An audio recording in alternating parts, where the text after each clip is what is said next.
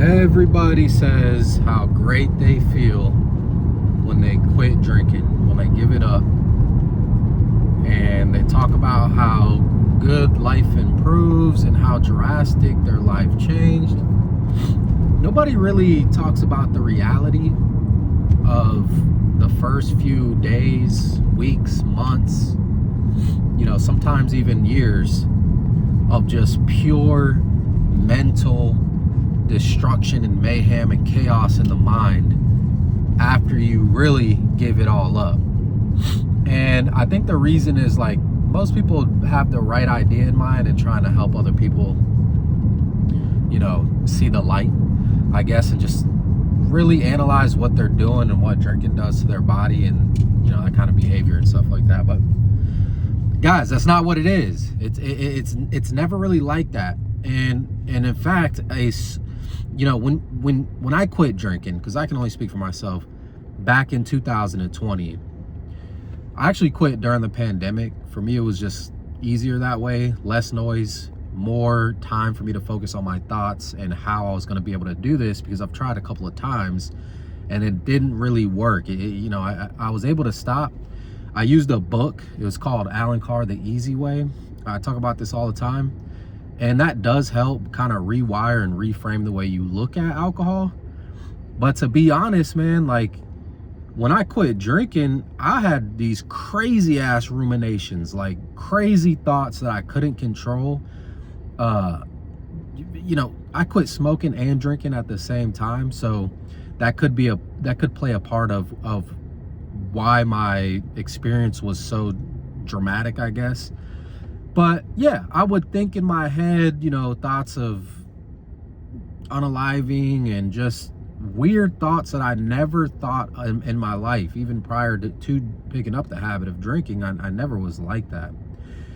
But as you mature and the days go on, the weeks go on, you start to understand that it's just a simple pattern, and that the thoughts that come to you aren't actually your thoughts. In fact, when you started drinking, you were actually possessed and weren't thinking your own thoughts to begin with. So you lost sight of your own consciousness when you drank. And I know that sounds crazy, but I want you to really think about it. Who in their right mind, aside from peer pressure, would say, hey, it's cool to go and poison yourself, right? You're not gonna go drink a gallon of bleach unless you see other people doing that shit and they're hyping it up. They're in a club, they're taking little sips of bleach, right? Just, it's crazy. And so you gotta understand and know that, A, this is a possibility. If you don't know it's a possibility, you are being brainwashed on the regular, and you should aim to brainwash yourself or just, program yourself.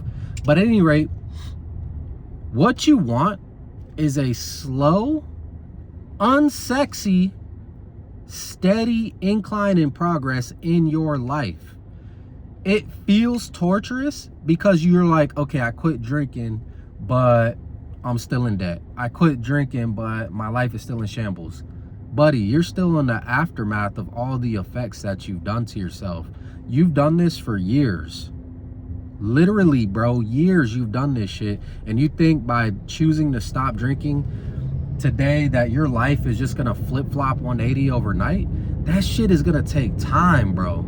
That shit is gonna take a lot of time and a lot of intentionality in moving your life in the right direction. So when you see what you need to look for instead of progress is the halt of all destruction that you've been doing in your life, because you've been moving backwards, right? You've been moving backwards.